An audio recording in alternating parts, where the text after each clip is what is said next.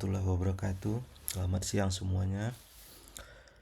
Kali ini saya akan menjelaskan tugas mata kuliah jaringan saraf tiruan dengan judul penerapan radial basis function neural network. Pada kesempatan kali ini saya akan mengambil dataset dari Kaggle dengan dataset student definition .csv. Dataset ini sudah dataset publik yang bisa digunakan oleh siapa saja. Baik, sebelum kita masuk pada kesempatan ini, saya akan membagi presentasi saya kali ini menjadi dua bagian. Yang pertama saya akan menjelaskan dari PowerPoint.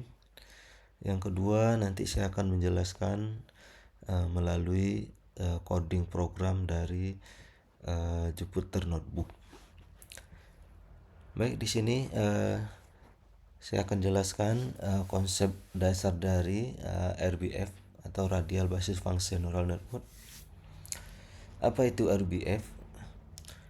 RBF atau Radial Basis Function adalah satu jenis fungsi matematis yang paling sering digunakan dalam jaringan saraf tiruan RBF Neural Network atau RBFN, metode interpolasi dan regresi, dan juga dijadikan kernel untuk SVM ya, support vector machine.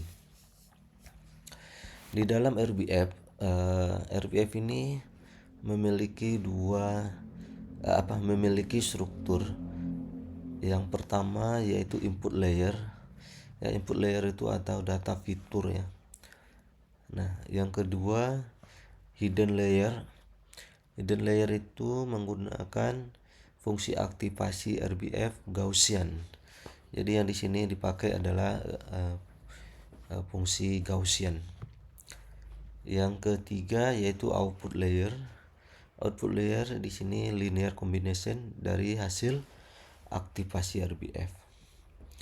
Jadi di sini secara singkatnya yaitu RBF memiliki 3 lapisan, yaitu layer input, layer hidden, dan layer output. Nah, selanjutnya kapan kita menggunakan RBF?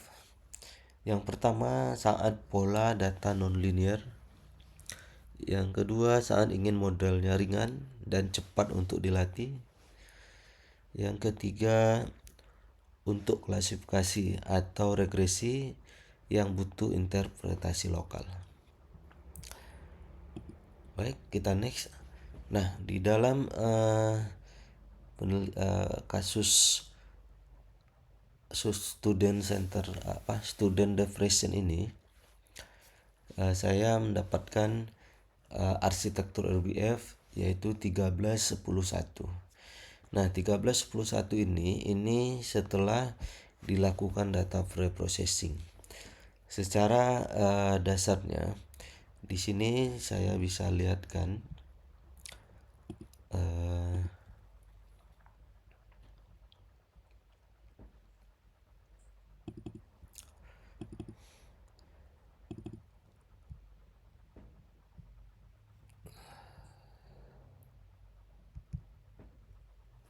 nah, di sini sebenarnya ada 18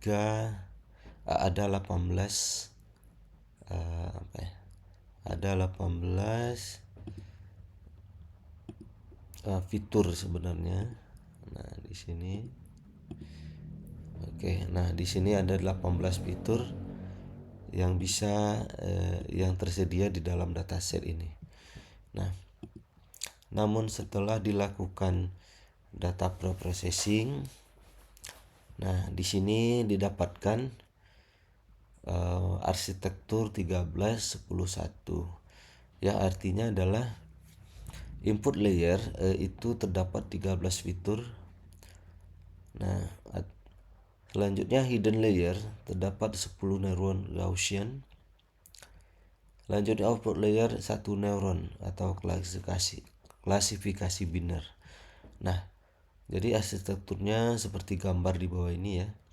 Nah, ini adalah arsitektur. Di sini inputnya ada 13. Di sini hidden layernya ada 1 dengan 10 neuron, dan di sini ada outputnya juga 1. Oke, baik. Pada arsitektur di atas terdapat satu input layer dengan 13 neuron, satu hidden layer dengan 10 neuron, dan satu output layer. Nah, berikut input layer yang ada. Yang pertama yaitu gender, ya, age, umur, academic pressure, tekanan akademik, tekanan kerja, nilai IPK, ya, kepuasan terhadap pembelajaran, kepuasan terhadap pekerjaan, durasi tidur, pola makan, lama waktu kerja atau belajar per hari, tingkat stres, ya. Selanjutnya riwayat keuangan dengan penyakit mental, ya. Selanjutnya pernah memiliki pikiran bunuh diri. Nah, ini adalah 13 input layer yang ada di dataset student depression. Oke, selanjutnya ini datasetnya, ya. Dataset student depression ini jumlah datanya ada sekitar 27.901. Jumlah fitur setelah preprocessing terdapat 13. Sebelum preprocessing itu adalah 18. Targetnya adalah depression. Kelasnya yang pertama terdiagnosis depresi, dan yang kedua tidak terdiagnosis depresi. Oke, di sini pada saat preprocessing data itu dilakukan drop kolom yang tidak penting, yaitu ID, kota, dan lain sebagainya. Lanjutnya one hot encoding untuk variabel kategorikal. Ya, selanjutnya melakukan normalisasi dengan standar scalar. Nah, selanjutnya melakukan split data, yaitu membagi data menjadi 80 training dan 20% testing. Berarti 80-20. Nah, selanjutnya aktivasi Gaussian, ya. Fungsi aktivasi Gaussian dengan rumus seperti ini, di mana X itu adalah input, ya, X input, C adalah pusat neuron. Ini spread atau jarak antar center, ya. Jarak antar center yaitu P, ya. P itu adalah jarak antar. Oke, selanjutnya di sini adalah contoh dari perhitungan manual, ya. Nah, di sini sampel satunya yaitu jarak neuron ke 1, P-nya sekian, bobotnya sekian juga, kontribusi dan output. Nah, di sini ada contohnya, ya. Nah, di sini kalau bisa saya lihatkan contohnya. Nah, di sini ada 5 sampel, ya, untuk perhitungan RBF. Nah, yaitu X1, X2, X3, X4, X5.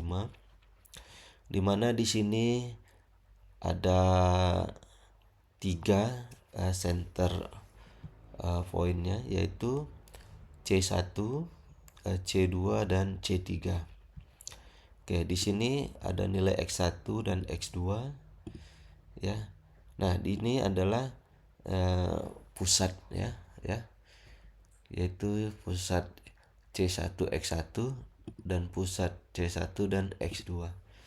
Nah, di sini untuk jarak Euclideans, ya, jarak Euclideans-nya adalah SQRT, yaitu akar dari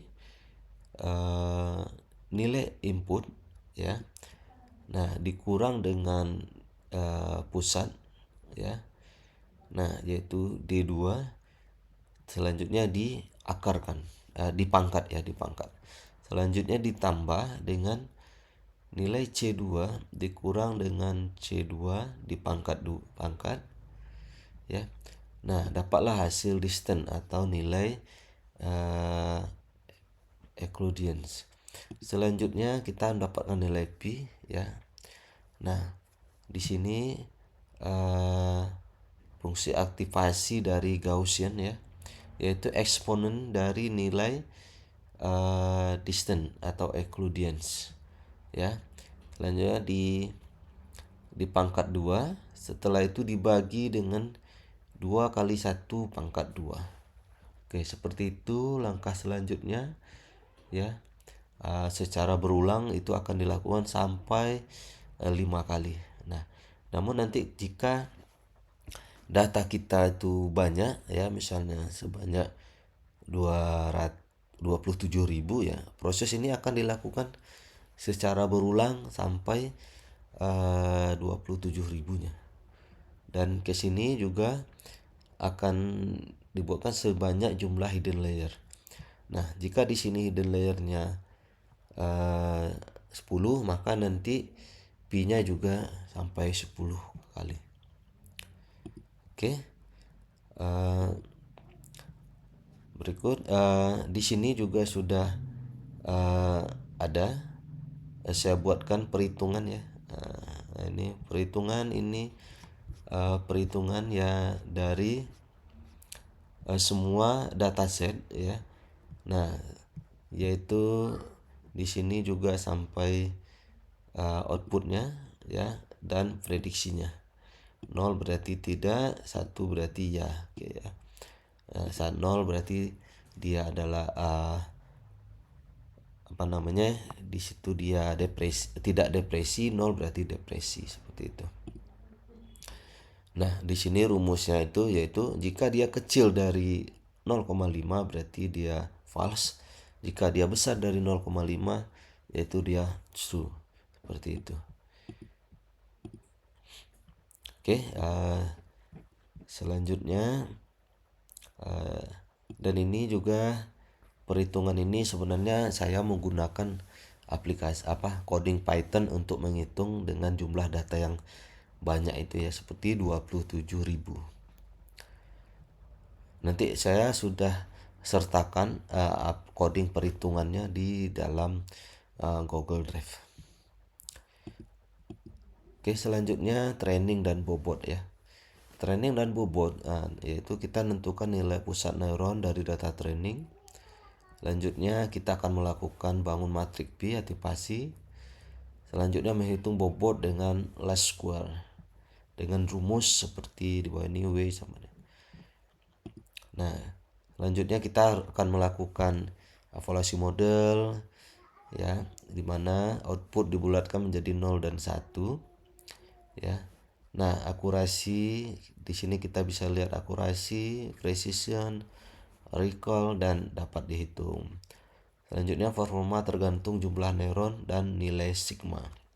Jadi gitu ya. Jadi hasil perhitungan ini tadi ya, nilai outputnya ya. Nilai outputnya dari hasil perhitungan di sini tadi itu maka dibulatkan menjadi 0 dan 1. Jika nilainya 0 berarti hasilnya false. Jika dia 1 berarti true. Gitu. Kita juga bisa melihat nilai akurasi, precision, recall dapat kita hitung semua. Dan juga performa ini tergantung jumlah neuronnya dan nilai sigmanya. Oke, di sini berikut output dari RBF. Nah, ini saya menggunakan RBF murni yang dikoding dengan menggunakan Python ya, dengan dataset student depression. Nah, di sini saya mendapatkan akurasinya 0,56 ya, atau 56% ya, dengan nilai precision, recall, F1 score dan supportnya seperti ini.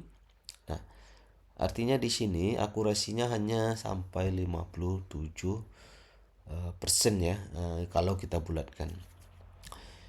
Oke, dan di sini sebenarnya cukup baik, tapi hasilnya sangat rendah ya, yaitu 56%. Nah, selanjutnya saya melakukan perubahan yaitu dengan menggunakan Nystrom RBF. Nystrom RBF ini adalah gunanya untuk mempercepat proses RBF atau radial basis function dengan mengurangi jumlah proses atau mengurangi jumlah data. Misalnya kalau kita seperti contohnya, misalnya dengan kita melakukan nonton di YouTube, mungkin kita pakai HD dengan resolusi 1000 kali 700, mungkin dengan kita kurangi menjadi 720 gitu resolusinya, sehingga dia prosesnya menjadi lebih cepat dan hasilnya lebih bagus gitu. Nah, dengan akurasi Nistrom ini ya mendapatkan nilai akurasinya 0,83 atau 84% ya. Nah, ini akurasinya lebih bagus. Nah, oke, nanti di sini Nistrom ini memiliki kelemahan, yaitu karena tidak semua data yang diproses dikurangi dengan tujuan untuk mempercepat proses RBF tersebut, sehingga ada kemungkinan nilainya bisa kurang akurat. Oke, selanjutnya saya mencoba dengan menggunakan staging model, yaitu dengan ensemble model, yaitu menggabungkan dengan ada 3, yaitu staging antara RBF, SPM, dan RF random forest. Dimana dengan melakukan staging model, akurasinya meningkat menjadi 0,85 ya. Nah, jadi akurasi staging model itu lebih baik dibanding Nistrom maupun RBF yang murni. Oke, selanjutnya di sini perbandingan akurasinya ya. Nah, di sini kita bisa lihat perbandingan akurasi jika kita menggunakan RBF secara murni, yaitu nilai akurasinya sekitar 56%, 57 gitu ya. Nah, sedangkan Nistrom dengan kita mempercepat proses RBF-nya, itu akurasi meningkat menjadi 84. Lah, di sini menggunakan staging, di sini dia akurasi meningkat menjadi 86%. Seperti itu. Nah, di sini kita bisa lihat di sini confusion metric ya, confusion metric dari beberapa model yang sudah dicobakan. Nah, di sini metrik RBF, di sini Nistrom RBF. Nah, di sini stacking model. Nah, di sini dapat kita lihat ya, stacking model itu dia dengan akurasi 86% ya. Nah, di sini bisa kita lihat bahwa di sini pada aktual 0 2820 itu yaitu nilai true negatif, berarti siswa tidak depresi. Sedangkan di sini error yaitu 461, di sini false positif ya. Nah, harusnya dia di sini adalah negatif ya. Harusnya dia negatif. Oke, selanjutnya di sini pada aktual 2, aktual 1. Nah, 280 itu true positif ya. Dia berhasil mendeteksi ya bahwa si student tadi adalah depresi sebanyak 28.000. Nah, terus ada kesalahan prediksi yaitu 454 di mana false negatif, seharusnya dia positif seperti itu. Nah, begitu juga untuk question matrix Nystrom RBF dan RBFN dengan akurasi yang lebih rendah. Oke, berikut evaluasi kinerja model ya. Nah, di sini rumus evaluasinya akurasi. Di sini kita bisa lihat di sini ya. TN, TP ya. Nah, di sini true positif, true negatif dibagi dengan true positif ditambah dengan true negatif ditambah dengan FN dan PNFN ya. Nah, ini rumusnya. Nah, selanjutnya hasilnya seperti ini. Ini menggunakan staging ya. Nah, di sini ini akurasinya bagus ya. Nah, di RBFN itu dia naik turun. Oke, selanjutnya di Nystrom itu juga bagus ya, seperti itu. Oke, selanjutnya di sini ada distribusi kelas ya. Ini untuk model staging. Di sini yang saya tampilkan adalah yang terbaik saja, yaitu menggunakan staging model. Nah, di mana di sini model staging RBFN plus SVM plus RF ya, di sini memiliki keseimbangan ya, prediksi kelas yang sangat baik. Distribusi prediksi mencerminkan distribusi asli secara hampir sempurna. Di sini berarti dia bertimpa ya. Nah, karena menimpa jadi antara yang warna biru dan warna kuning itu bertimpa. Ibaratnya dia itu sama ya. Jadi prediksi kelasnya yang sangat baik seperti itu. Oke, selanjutnya kesimpulan ya. Secara kesimpulan di sini RBF itu baik untuk prediksi, namun dengan akurasi 50%, 56% ya untuk dataset student depression. Selanjutnya proses training cepat dan efisien. Nah, selanjutnya berikutnya dataset student depression berhasil diproses. Nah, yang berikutnya yang kedua, Nystrom RBF lebih baik dengan akurasi 83%. Proses training lebih cepat dan efisien. Nah, dataset depression berhasil diproses. Nah, namun ada kelemahannya seperti yang saya jelaskan sebelumnya. Untuk staging model, yaitu staging antara RBF, SVM, dan RBF, lebih baik dengan akurasi 85%. Proses training agak lebih lama ya. Nah, namun dataset student depression berhasil diproses. Yaitu kesimpulan dari proses yang sudah saya lakukan. Namun ide untuk publikasi, nah dari sana saya mendapatkan ide dari publikasi, yaitu ada dua, yaitu staged ensemble of RVN, SVM, and random forest for mental health prediction in education environment, yaitu ensemble ya. Nah, ensemble antara RBFN, SPM, dan random forest. Atau yang kedua yaitu menggunakan hybrid ensemble learning model integrating radial basis function network for early detection of student repression. Oke, itu ide ya, ide publikasi yang mau saya buatkan. Mudah-mudahan bisa berhasil untuk mempublikasi di jurnal yang terindeks Scopus. Oke, baik, di sini saya sudah menjelaskan dari presentasi. Selanjutnya saya akan menjelaskan dari coding ya. Nah, di sini saya sudah mencobakan beberapa coding ya. Nah, yang pertama yaitu ini saya mengimplementasikan radial basis function network, di mana radial basis function bukan sekedar SPM dengan kernel LPF, tapi sebuah jaringan tiruan ya. Nah, oke, selanjutnya di sini saya akan juga mencobakan dengan SPM dan lain sebagainya. Nah, di sini pada secara langsung ya, saya sudah mencobakan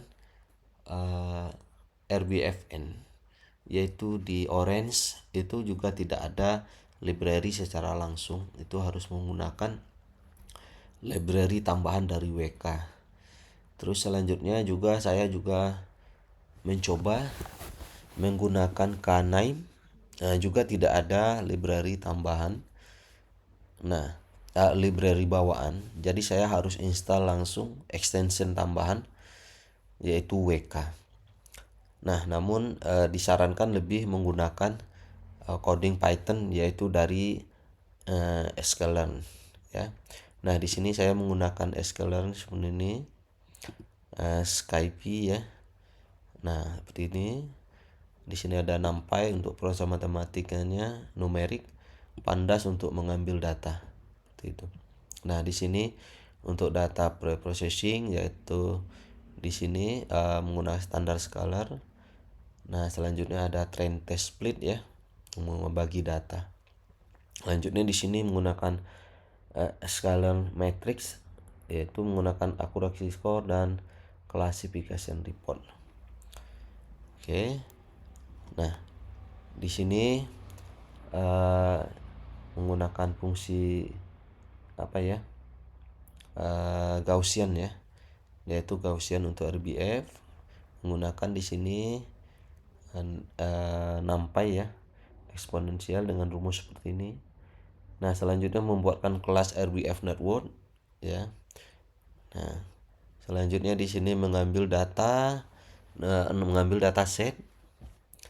Oke, selanjutnya di sini menghapus kolom ya yang tidak relevan. Contohnya DF drop kolom yaitu ID, city, profesi dan degree. Ya, seperti itu. Oke, selanjutnya ini masih error ya. Ini saya tampilkan semua yang masih ada proses. Oke, di sini saya tunjukkan yang sudah berhasil. Nah, ini sudah berhasil ya. Nah, di sini proses yang sudah berhasil dengan akurasi 42 ya. 42%. Oke. Nah, di sini karena akurasinya 42% ya, makanya di sini dilakukan proses perbaikan yaitu menggunakan nilai yang lebih baik dan juga menggunakan class balance ya. Balance. Terus akan mencobakan dengan nilai sigma yang lebih besar. Nah, selanjutnya menggunakan VCA sebelum normalisasi ya. Nah, yaitu ini fitur selection. Nah, setelah dilakukan proses proses optimasi di atas. Nah, makanya di sini didapatkan nilai akurasi 65%. Seperti itu. Oke. Nah, nilainya seperti itu ya. Nah, ini proses. Oke. Selanjutnya di sini saya langsung saja ke hasil akhir dari proses ini, yaitu ini adalah kode program lengkap di mana saya sudah tambahkan grafik untuk outputnya ya. Nah, di sini saya juga menggunakan ensemble model ya atau staging dan juga Nystrom ya, itu. Nah, secara umum untuk yang lainnya itu sama, yaitu menggunakan fungsi RBF ya. Di sini ada tambahan yaitu ketidakseimbangan data menggunakan SMOD ya. Nah, di sini bisa kita lihat nih ada proses mengambil data. Ini melakukan pre-processing data ya. Nah, terus ini untuk menghapus atau mengisi nilai none ya. Nah, ini untuk memastikan label 0 dan 1. Nah, ini untuk memisahkan fitur dan label. Nah, ini melakukan normalisasi ya. Normalisasi menggunakan standar scalar. Oke. Nah, ini mengatasi ketidakseimbangan data menggunakan SMOD, yaitu SMOD sama dengan SMOD random state 42 ya. Nah, ini menggunakan split data ya. Nah, split data di sini test size-nya 20% ya. Nah, di sini tesnya 20%. Nah, di sini saya menggunakan modal RPN yang sudah diperbaiki ya. RBFN ya. Nah, di sini dia dengan menggunakan 6 center 500 dan sigmanya 5. RBF n.fit, Xtrain dan Ytrain. Nah, nanti di sini RBF prediction ya. Nah, di sini akan ditampilkan nilai akurasi dari RBF dan menampilkan report RBF-nya. Oke, di sini saya juga mencoba melakukan alternatif persentron menggunakan Nystrom, ya, Nystrom approximation. Nah, di sini Nystrom menggunakan kernel RBF dengan nilai gamma 0,1 dan n komponen 500. Nah, di sini melakukan proses Nystrom. Nah, di sini akan ditampilkan akurasi dan Nystrom RBF. Oke. Nah, selanjutnya untuk yang dapatkan proses yang lebih baik, saya menggunakan ensemble learning atau adalah staging model, ya, yaitu antara RBF, SPM dan RF. Nah, di sini base modelnya yaitu RPM dengan SPM dengan kernel RBF, ya. Selanjutnya RF dengan random forest classifier, ya. Nah, selanjutnya melakukan staging model. Oke, selanjutnya di sini akurasi staging model. Oke, baik, di sini ini adalah untuk menampilkan peta, ya, grafik dari akurasi model. Nah, ini untuk koefisien matriks. Nah, jadi di sini hasilnya adalah, ya. Nah, untuk RBF ini RBF akurasinya 57%. Untuk akurasi Nystrom itu adalah 84%. Staging model yaitu 85 atau 86%. Nah, ini adalah perbandingan dari akurasi model. Ini adalah koefisien matriks RBF N. Ini Nystrom. Ini staging model, ya. Terus ini adalah distribusi prediksi. Hasilnya sudah sangat cukup baik. Nah, dan juga di sini saya juga udah sertakan coding, ya. Ini menggunakan SPM. Proses SPM, ya, dengan kernel dengan kernelnya SPM, ya. Namun akurasinya masih kurang bagus, ya.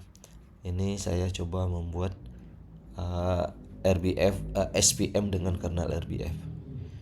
Nah, dari hasil yang 3 ini, yang terbaik adalah menggunakan staging atau ensemble model seperti itu. Dan di sini juga saya sudah sertakan kode program untuk perhitungan dataset, ya. Dataset dengan arsitektur 13-10-1, ya.